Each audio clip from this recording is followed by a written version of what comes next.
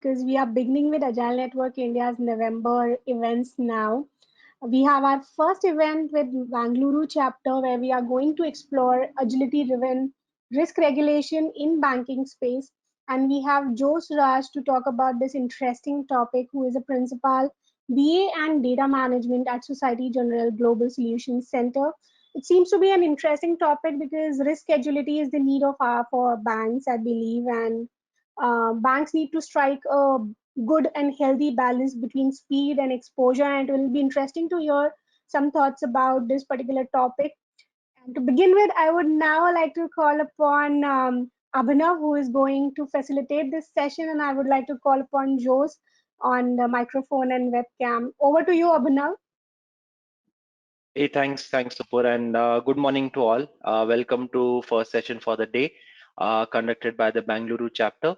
As Nupur has already mentioned, basically regulatory compliance has become one of the most significant banking industry challenges as a direct result of the increase in regulatory fees related to earnings and credit losses since the 2008 financial crisis. Now, overcoming regulatory compliance challenges, it requires banks and credit unions to foster a culture of compliance within the organization, and technology plays a very vital role in this case. The technology that collects your data, it performs in-depth analysis and provides insightful reporting is especially valuable for identifying and minimizing the compliance risk. Our speaker today will take us through a journey wherein he will talk about such challenges. He will throw some light on how an agile organization can take a top-down approach and effectively manage the requirements from regulators to internal risk management teams to delivery and technical teams. Based on his experience, he will also share some of the best practices in this area. Over to you, Jose. Thank you, Abhinav, for a brief introduction about the topic itself. And so it's my pleasure to welcome you all on this beautiful Saturday. So for this interesting session on Agile way where the risk adaptation and banking ecosystem works. So without further ado, maybe I will begin with the presentation. This is a brief note about myself. So I have close to 14 plus years of industry experience. I've primarily worked on the banking domain right from beginning, or primarily on the risk and compliance part, into retail banking and also into open innovation. So I've been a data and technology enthusiast throughout, primarily focusing on open source tools, and also have been a strict follower of Agile and TDD practitioner for the last close to a decade now. And apart from that, my primary interests are to follow the latest upcoming trends which are happening around in and around fintech or neobanks. So that's a short humble note about myself. Okay. So before we actually dive into the content, I wanted to give a brief about the agenda itself, and a few things to highlight. Since we are addressing a wider audience, people might come from a non-banking background as well. So the overall content is toned down a bit. Not too intensive on the risk side, but nevertheless with giving a flavor of how the risk mitigation or the risk perimeter itself work within a banking system, and then with other regulations on how these things are implemented. So that's something which I've done to the content itself. So coming back to the agenda, so we will be speaking a bit about the introduction to banking risk. We will also touch upon what are the primary major risks which the regulators are interested in, and also the key challenges when which comes while a bank or a financial institution tends to adapt those risk regulations which are given out by the regulators. So if you see, the first three slides would primarily give in layman's term to even a person from a non-banking audience about how this entire ecosystem works. So the next two slides will primarily highlight the effective measures. So this can be broadly split into something at an organization level and something within the delivery team. So when I say delivery teams, these are the agile delivery teams, which takes care of the IT implementation itself. And then we have the next two slides, which talks about the key takeaways in terms of, based on my experience, what really worked well for us in terms of adapting the risk regulations, and what are the takeaways, I mean, what we learned based on that. And then the final slide will put a more emphasis on the overall risk space, how it is changing, what are the things that, banks or financial institutions can expect for the upcoming years or so, with major pointers on how it will impact the bank as a whole. So that's the highlight or the brief of the agenda itself. So we will start with the introduction to banking risk. So primarily, when we talk about the introduction to a banking risk, we look at the concept of risk. What is a risk from a banking perspective, right? So basically, banks, if I have to put it in layman's terms, banks are primarily into the activity of lending. So to put it simply, they accept money in terms of deposits, and then they lend it via loans, and then the difference between the interest rate which is charged, they work on the profits. So this is just a basic example of how a retail banking works. But nevertheless, we have a lot of flavors of banking itself, right? You have corporate, you have the mergers and acquisition, and all this stuff coming into picture. So from everything, if you see, risk basically from a banking perspective is the probability that there's an uncertain event which can occur, which impacts the commitment given to a bank. So basically, it's the probability of an event happening which hampers the overall profitability or the operational side, or it could be anything from a bank's perspective. So that's basically seen as any kind of risk from a banking perspective. Now coming to the importance of risk mitigation in banks, like Abhinav or Nupur when they did the introduction. So banks or financial institutions, they form the major, they are the economic drivers in a society, if you see. So the importance, or the how important is it to mitigate the risk, or how important is it to assess the risk rather than mitigation, is really important, because of the banks, they themselves pump the economy. So it plays a key role to put a lot of emphasis and controls to put a strong place so that the risks are mitigated in the right way. So I mean, we do all agree that the importance is of quite very high. And now coming to the third and most important point, what is the role of a local and a global regulator? So basically, with an example, if you think of, if we take the case of India, so we have RBI, Reserve Bank of India, who does the local regulations for all the banks which does the business within India. And when you look at the global regulators, it could be, I know, US Federal Reserve, I mean, the ECB, European Central Bank for the European region, and even more the Bank for International Settlements, BIS, which gives the Basel regulations on credit or liquidity, or market risk standards. So they actually play a key role in defining set of guidelines, I would say, which are more at a very very high level. So the global regulators play a role where they define those controls and things that have to be put in place at a very high level, and then the local regulators kind of interpret them and then make it in line with the economy or the business that they operate. So not necessarily the ecosystem that exists in Europe is same as it exists in Asia, right? So that's a key roles that the local or the global regulators play on a sequential basis to look at how the risk can be assessed and mitigated. And finally, to highlight a point on the adverse impacts of poor risk management. So I think basically, I mean, most of us would have seen what happened in the past. I mean, that's a solid example. Like, it could be the Lehman Brothers crisis, or the 2008 subprime mortgage crisis, or whatever. So it's not a conclusion that the risk was managed poorly, but even it has to be understood that the regulations were not so strong at those times. So there were in fact, after the 2008 crisis, there was more emphasis given to how the liquidity risk is assessed within a bank. So prior to that, there was a lot of emphasis on credit and market.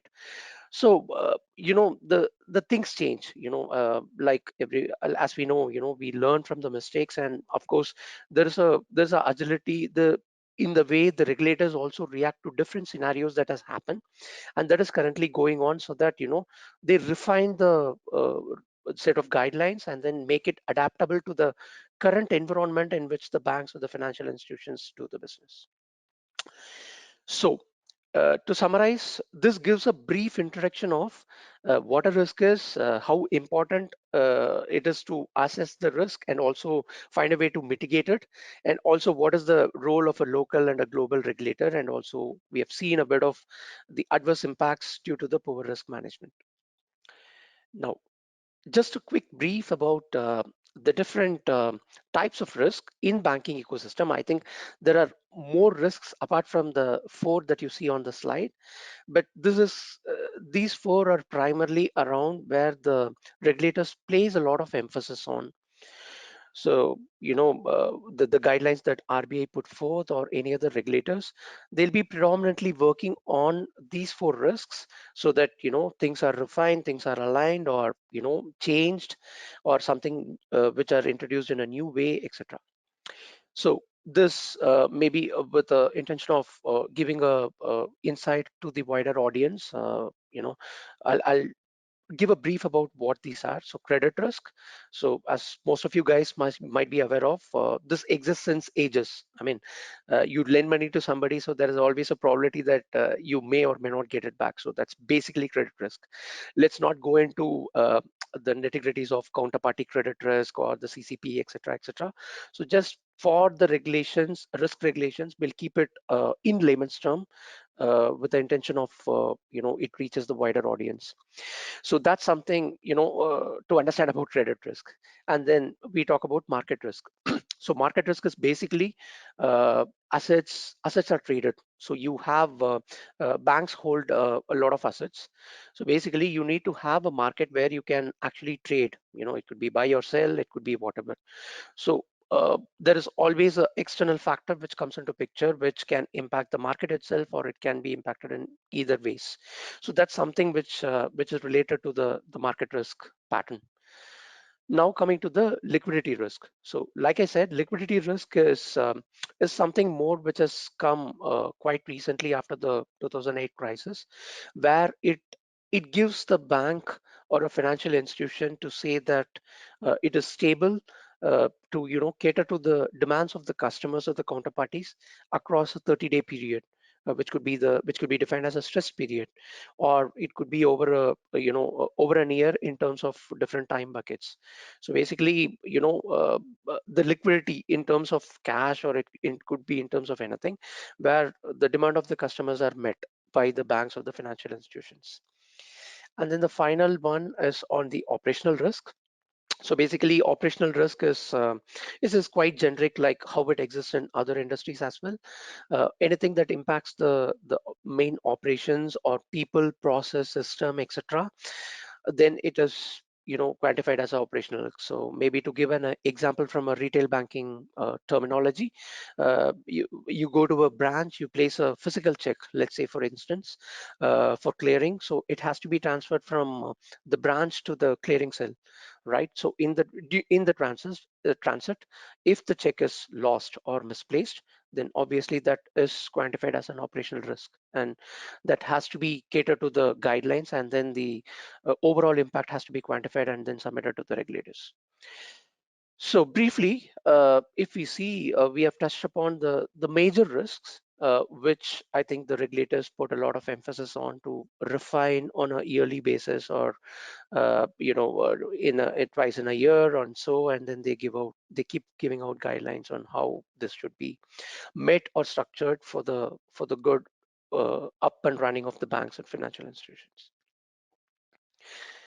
Now, coming to the the first part of the presentation itself, where we have the last slide, where it's the key challenges that banks or financial institutions face when adapting the risk regulations.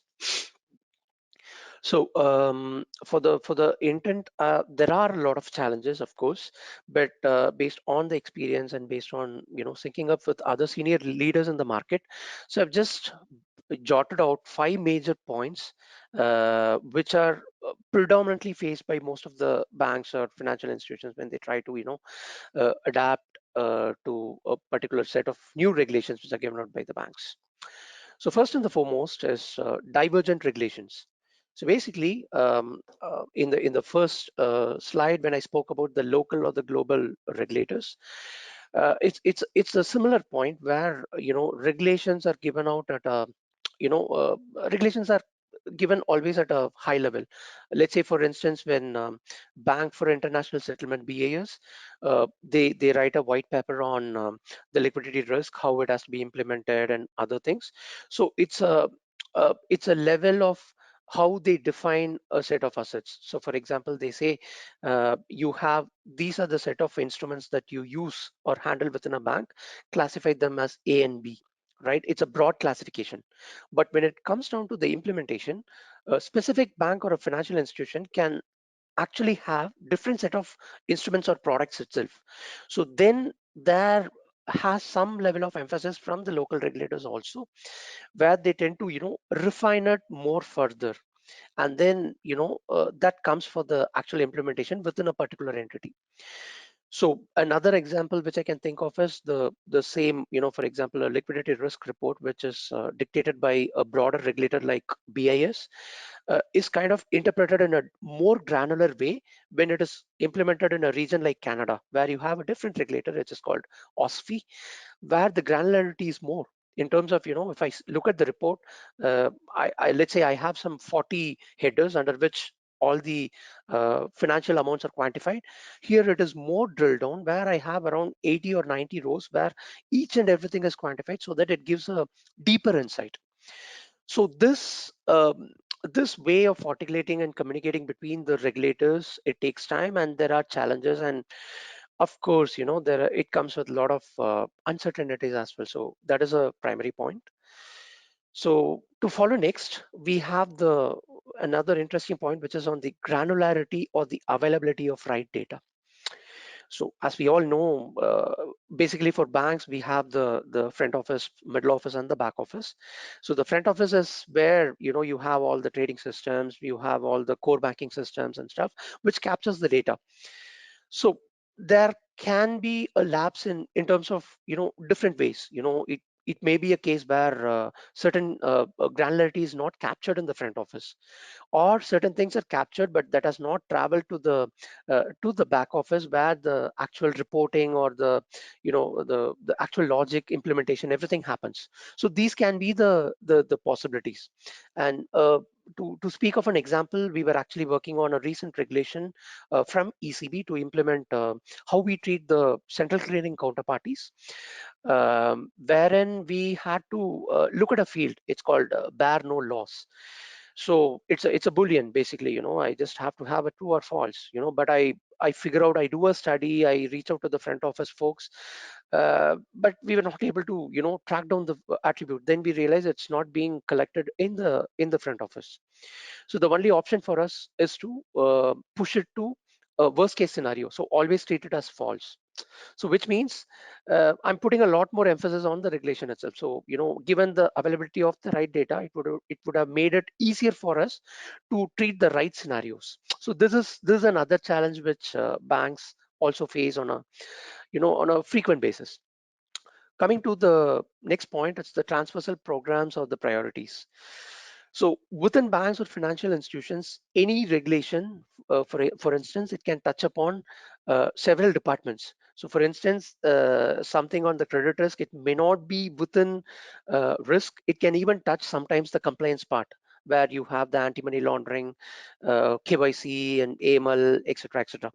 So most or all of the risk programs that I've seen or that I've worked are predominantly transversal, And the prioritization, and when it is transversal, you have multiple stakeholders, and there are people who work across the chain to get the overall project delivered. So there is always a dependencies, and priorities are are a key part, and this has to be done on a frequent way, maybe once in a week or bi-weekly, etc. So that also poses a challenge with coming in terms of the upstream is ready, whether the downstream is not ready to take that in, because they have another priority. So that's how it works basically. So basically there are challenges in terms of running the transversal programs, but nevertheless, the priorities take a key role in determining which has to go where and when, etc. So in addition to the latest point, I mean, to add upon the other dependencies to talk about, or the internal stakeholders, the product owners, the specialists, the data catalog itself, and so on. So the fourth point primarily talks about the IT architecture itself, basically. So it could be functional or technical, but nevertheless, you have a new thing which is coming into picture. So there's a study which is initiated, and thereon, when you start the kind of like a sprint zero, where you start setting up your environment, you're enhancing a system or whatever. That's when you have siloed teams, where, for example, if I take an example of a product owner team, they might be specialized in a particular area of the report, right? So wherein you will have, I think, 3 or 4 POs who work on the holistic report, but they will be specialized maybe on a certain section. They'll be on the asset side or the liability side, or so this also poses a lot of dependencies. Then to understand and then break all the complex regulations which are given out by the global regulators, then this poses another level of challenge, because the IT implementation itself cannot begin until and unless we have let's say, in terms of Agile, a clear user story, in terms of the epic is written, it is broken down in terms of user stories with clear acceptance criteria, blah blah blah. So there's always a dependency layer which also comes into picture. And the last point which I wanted to highlight is tighter deadlines.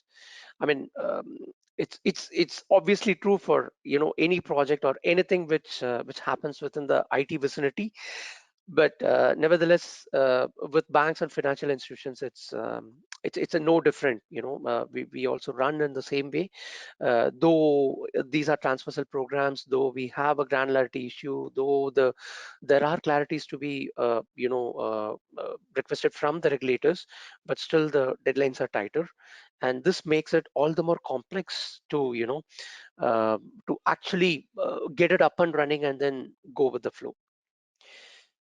So yes, so these are the 5 major challenges that on a general basis that banks and financial institutions face, whether it's a new regulations that need to be implemented, or is it something which is existing that has to be changed or adapted to. So yes, I think we have covered around 3 slides where we have spoken about the banking itself. We have spoken a little bit about the different kinds of risks, and also we have highlighted the major point of what are the key challenges while the banks face while adapting them. Now, for the next 2 slides, we will see some of the effective measures at one at organization level, one at delivery team level. Again, talking about it, the effective measures come with an exhaustive list. Again, like the key challenges, but based on some work put into, so I've just gathered 3 or 4 major effective measures which has worked for us. I mean, we have been practicing for the last, I think, 13-14 years, and I've seen it has shown results. So I just wanted to highlight that section of it. So quickly, to see the effective measures at a organization level. So here what I've primarily seen is 3 major points. So the first one is top-down leadership. Okay.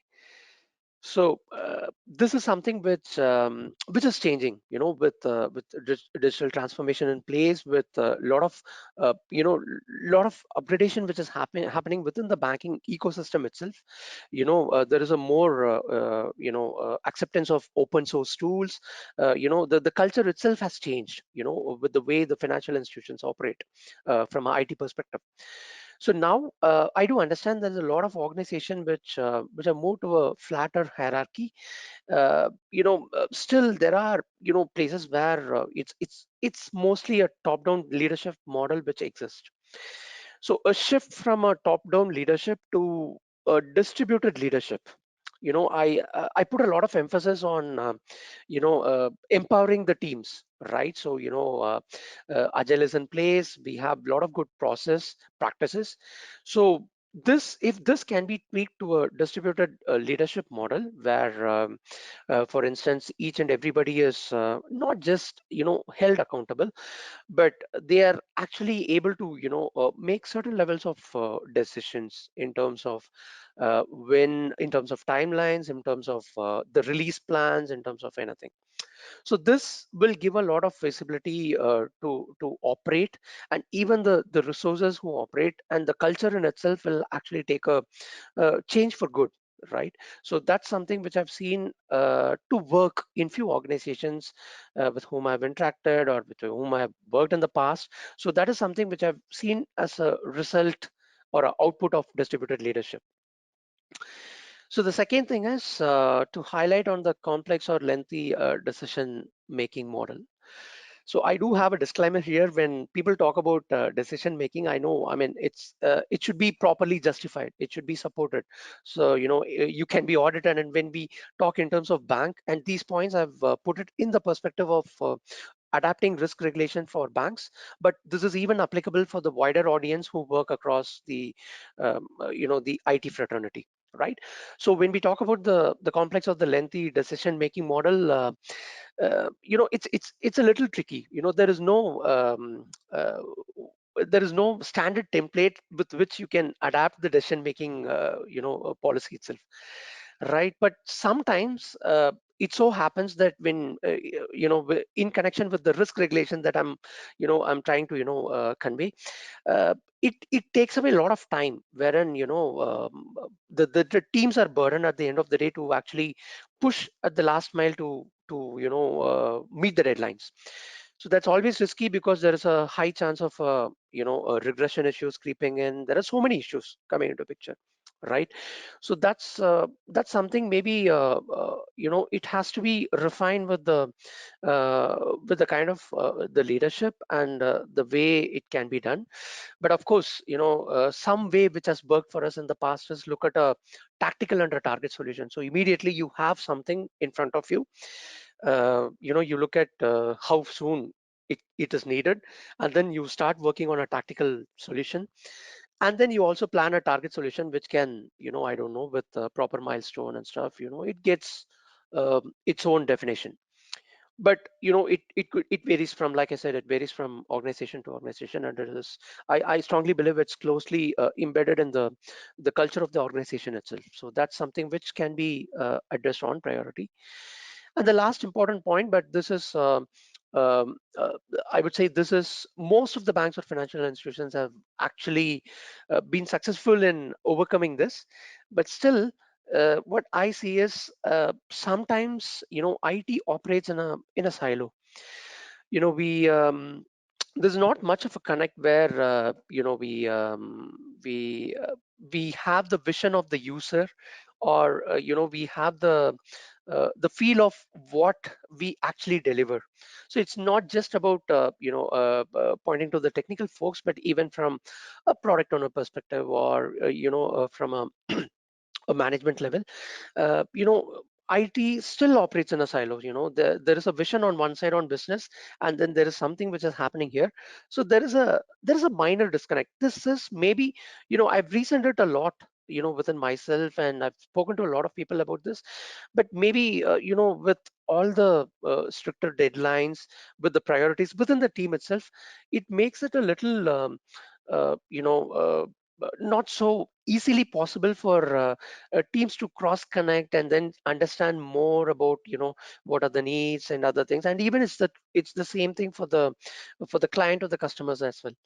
So that's why I think there is a very small level of disconnect.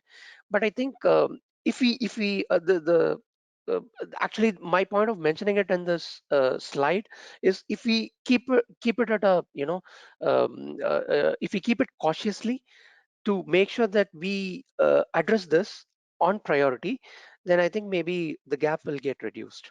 So that's something that I've noticed, happening in the past as well. So to summarize, these are the three major points, which the banks can look at adapting, at a organization level, which can leverage or, quicken the way they try to, adapt the risk and the regulation part. Yeah.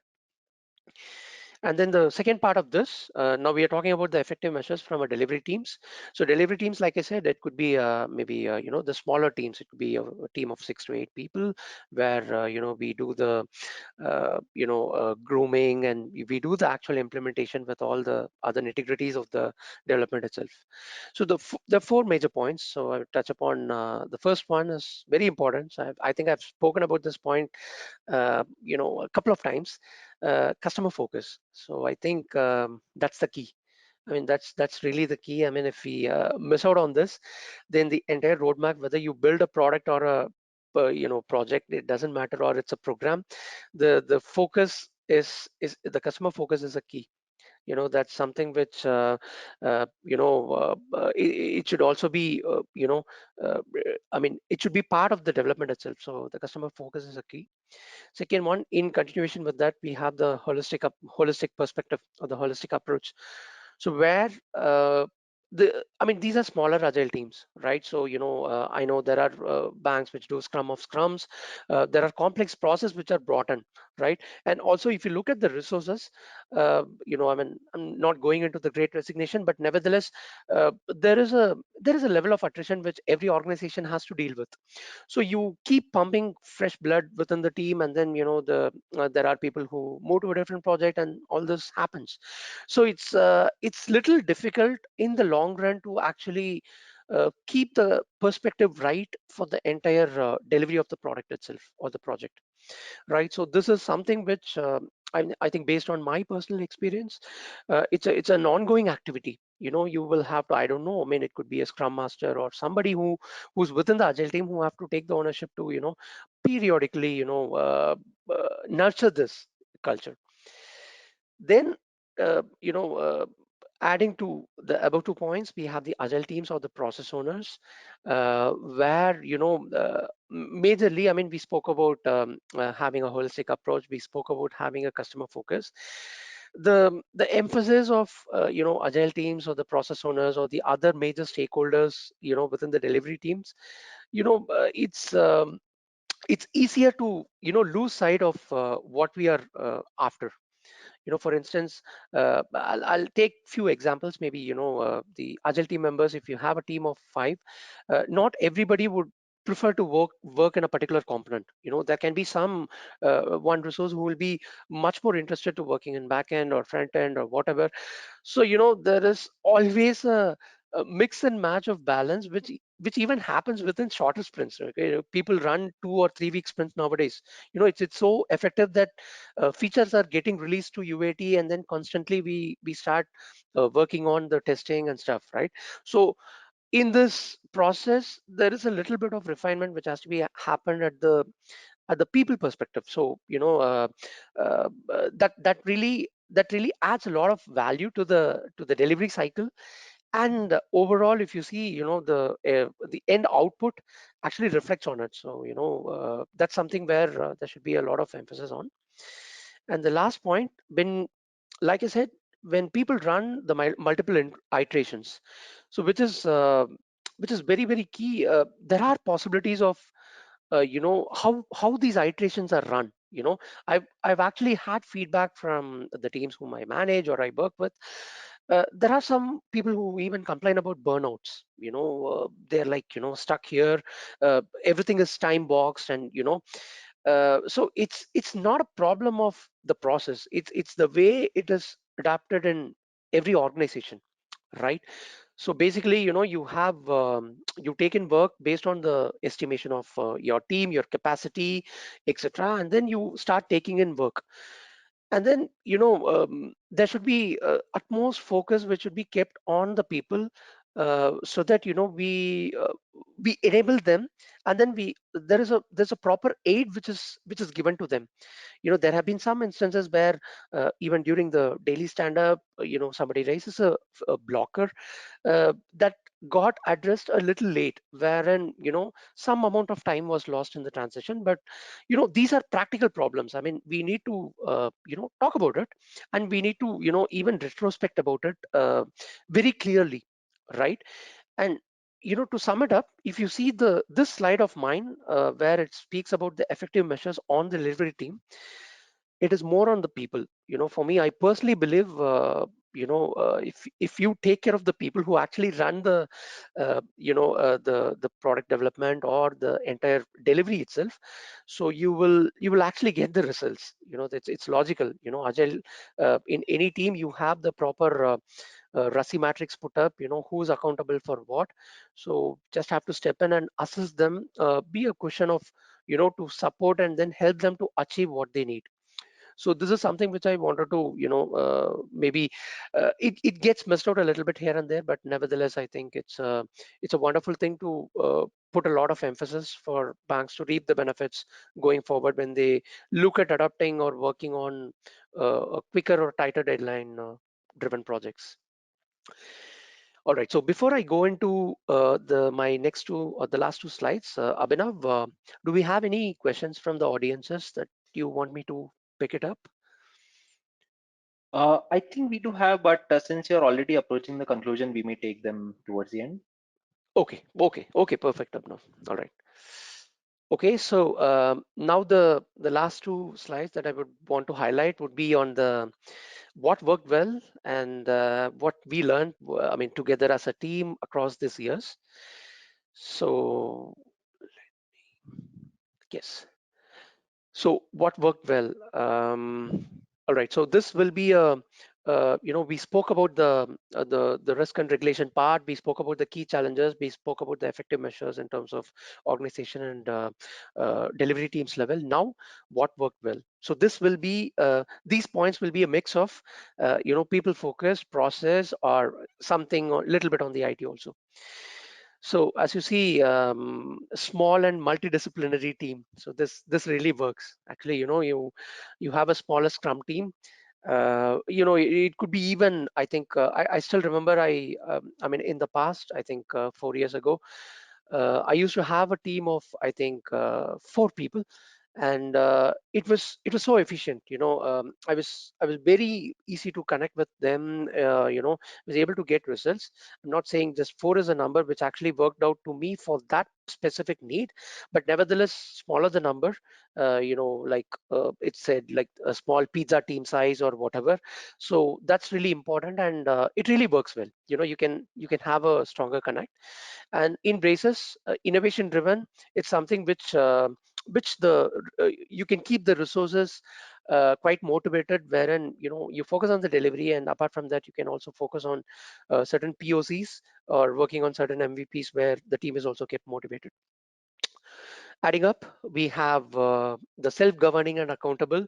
So like I said, it drills down to moving from a top-down leadership to distributed leadership. So you enable them, and then the responsibilities are handed over. Then I think you start seeing the results, and everything can be it's an open forum where it can be discussed, and discussed in a healthy way to see how the results have come and what is this, etc. Third important point, aligning the themes with the overall business objectives or goals. So like I said, this is something which in the long run people lose sight of. it's very tricky. I do repeat, it's very tricky, but somebody has to place a hold on to it, to irrespective of whatever changes happen to the shape of the product, whatever happened to the shape of the team itself, but this has to be kept intact, so that it really works. You can actually reap the benefits with a team which you worked for, implementing a particular X as a requirement. Even they can be reused elsewhere with such a good team. So the fourth and the fifth point are a little bit on the IT side, where I just wanted to touch upon the benefit of having a matured CI/CD pipeline. I think most of you guys would agree. With it enables the seamless integration and delivery part. Nothing to highlight much upon that. And then also the benefit of having a automated test suite. So in fact, if I have to look back, we built a risk product in-house completely. And then, it was over a period of 11 months we built it. And, it was growing, year on year. And then one point we decided, okay, let's build a automated test suite. One click of a button, we have everything. You won't believe the benefits that we reap out of it. On click of a button, we have everything tested within, I think, couple of seconds. Not just that, we also went on to build certain certification layers, where now the regulators questions us, what are the controls that you have placed when you build the credit risk calculator. We just go do an extract, and then it extracts all the functional test cases. We just mail it to them. So this has been the practice since the last, I think, 4 or 5 years, where if you hadn't had it, then you will have to sit on working or documenting or whatever it is. But automated tests would always, I think, uh, plays an important role in avoiding the regression issues. Last but most important point is on the Scrum adoption and the matrices. And I've just highlighted a point, seeing beyond the tool, right? So I think most of you guys, I mean, you keep hearing about the sprint burn down, burn up. They measure the velocity, capacity, and a lot of things, right? So I think there is not a standard way of it's not like you have again a standard template where all the other organization can actually reuse. But we have to be very cautious about what works well for us. So I think in that way, I think in the last I think I would say 6 to 7 years, we've chosen a model wherein even the daily stand up, and we place the sanity check based on the projects. And then there is a little bit of tweaking that we do, but the overall goal is not to deviate from the process itself, where this might actually lead to something which can creep in as a bug or whatever. So the adaptation and matrices is really key.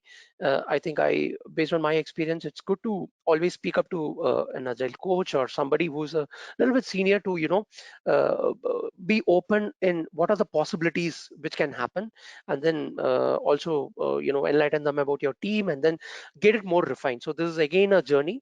It can be reviewed every 3 months, so that, it works well for your team and the organization.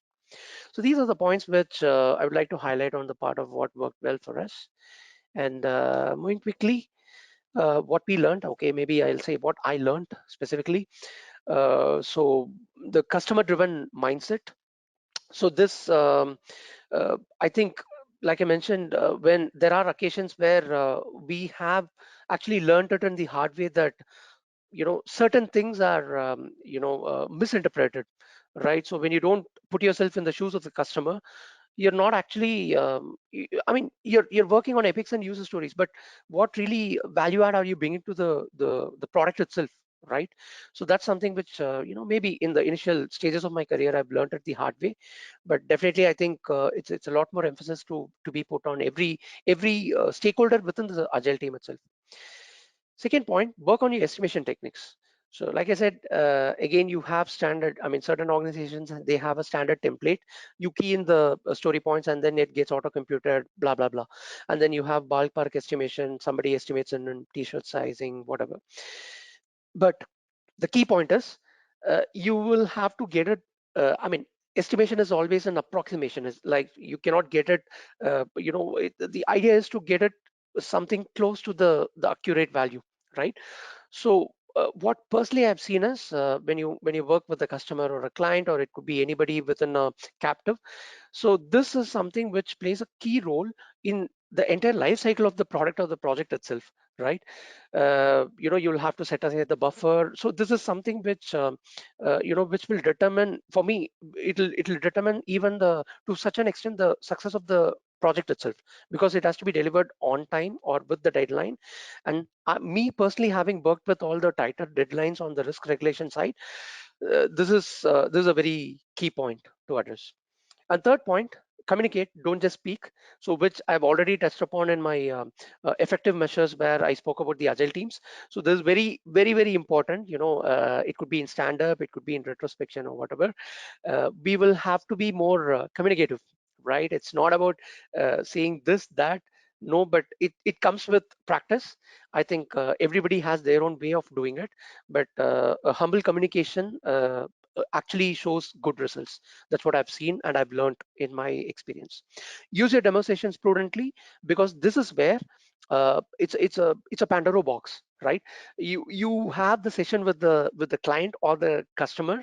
So you will be amazed to see what more you can uncover with the customer. So don't go with a mindset just to demonstrate whatever features you have built. Speak to him, question him. You might be even surprised to understand something which he needs, but he has not put it in terms of in his BRD or whatever, right? So use your demonstrations prudently, and trust me, it has worked for me personally in couple of times in the past, and it had amazing results. So that is something to touch upon. And the next 2 points, I'll club it together: spec without acceptance criteria and code without tests. I think this is a clear no-no. Absolutely no. When agile teams start off, they start off because it's a early stage, so they have all the right practices in place. But over a period of time, what happens is, the stakeholders, the product, so everything becomes so easy. But please keep following this. If you miss out on this, I mean, again, taking my own example, I faced a lot of challenges with getting a sign off where I didn't have an acceptance criteria, and my there were not enough functional unit test cases which can cover the code. A code without test case is a lie, right? It's as simple as that. So please, please, please, when you do the estimation, take this into account, so that it's always clear, and it has a clear perimeter, right? So there is nothing which can be cross questioned at a later point of time, even if it is a matured product or a project life cycle. Last but not least, be in sync. So like I said, again, these are the takeaways for me from the risk and regulation perspective. But when there are transversal departments, all these guys coming into picture, you will have to find a way to be in sync, right? That's where you miss out on major things. So again, there's no thumb rule to say how to be in sync, but basically with trial and error, for me it worked. And I'm still in the learning process. I think hopefully that's a takeaway for me, and I just wanted to highlight that. And the last slide. So all this we have spoken about the different implications, and this is primarily from a bank or a financial institution perspective. I'll go it a little faster. So tighter regulations ahead. So I can clearly see for the next 2 to 3 years, banks will have a stricter hold from the regulators, not from global, and also from the local regulators. So it's going to be very tighter ecosystem in which the banks or financial institutions have to play their business. So that's something which is ahead. Second thing, in line with that, the cost of credit will increase. So basically, to give you an example, let's say in retail banking, if you accept deposits and then you start doing the lending, but with stricter regulations, what happens is banks are asked to set aside more capital than they were asked to maybe in 2008 or 2005. So now what happens is they're not able to lend the money and make profit, wherein a portion of it is set aside to mitigate the risks, right? So the cost of credit will increase. So again, with the first point, it'll be I mean, it'll be a very it'll not be it'll be a tough period for banks to actually start making profit in terms of. But obviously banks will become a little bit more innovative in terms of coming up with their own product lines and then achieving the same, right? Then the next point would be strengthening of internal controls. I've already seen that happening. So now it is just taking another level of broader strengthening. And then following that, you will also have the increase of granularity in regulatory reports, because the regulators, they keep there are a lot of reports which are being sent to the regulators on a bi-weekly, weekly basis, monthly basis.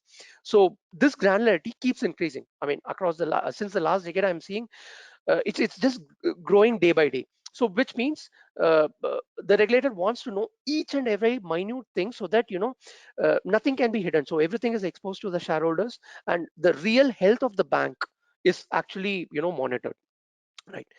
The next point is data protection and governance. And as you know, every bank or any financial institution has a GRC, governance, risk and compliance unit. So there is a stricter emphasis on how the data is protected, how it is governed. And I think there is a lot of process and tools which are put in place. I think now recently banks have started to revisit it, and then they come up with improvised version, so that it is in line with the new challenges that the bank face. The next one, make or buy clear choice decision. Uh, this may be with respect to the risk regulations. Let's say a new regulation comes in, always banks are put with the decision whether to let me make it in-house or buy it off the shelf, right? So this is something which every bank will actually have, they have already been playing, so this will also continue for the next 2-3 years.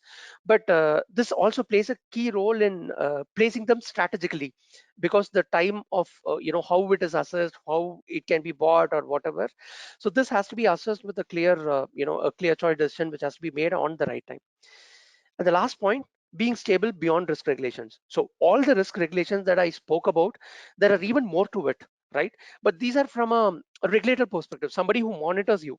But internally, every bank, every financial institutions, they are liable, because they're liable to the customers, because it's our money who's there, and then they do the business to return the profit. And then since they drive the economy itself, they should actually look at beyond addressing the regulations, and then rather than inculcating a stronger framework, so that we have a healthier economy, and also there is no any uncertain events that causes a collapse in the economy itself. So that's something like a strong retrospection even the banks should do, so that they look beyond the regulations. That's a key point which will happen starting that has started to happen, which will have a lot of emphasis in the upcoming years. Thanks, Jose. This was such an insightful session, and I guess it was a domain-heavy topic today, but you have explained it so well in layman's terms. I guess this was really great. There is this one quick question I would like to ask because we have just got a couple of minutes left. So the question I want to ask is that some standards and regulations are minimum standards, and there is always scope from banks to ask for more than minimum. So, how do banks balance in terms of implementing the minimal versus making their systems robust? Okay. That's another interesting question. So, basically, Abhinav, or the audience who have raised this point. So, regulations, like I said, these are strictly instructed to banks or financial institutions at a very high level. But when banks wanted to implement some controls within them, so always there's a prioritization which happens between what has to be implemented. Because if you miss out on implementing the regulations which are instructed by the regulators, you could be penalized, you could be stopped doing the business in certain entity or so, right? So always there is a precedence when it comes to implementing the regulations which are requested by the regulator. Then you already have something which you wanted to strengthen your internal controls. So that actually takes a second step when you look at the demanding regulations from the regulators. So I would say basically the priority is always given to the regulations that has to be met from the regulators. And if you're able to run a parallel program, obviously banks do that. Yes. Okay, great. This answers my question. Thank you so much. I guess with this we have come to end of today's session. Thank you so much, Jose, once again for delivering this wonderful session to us.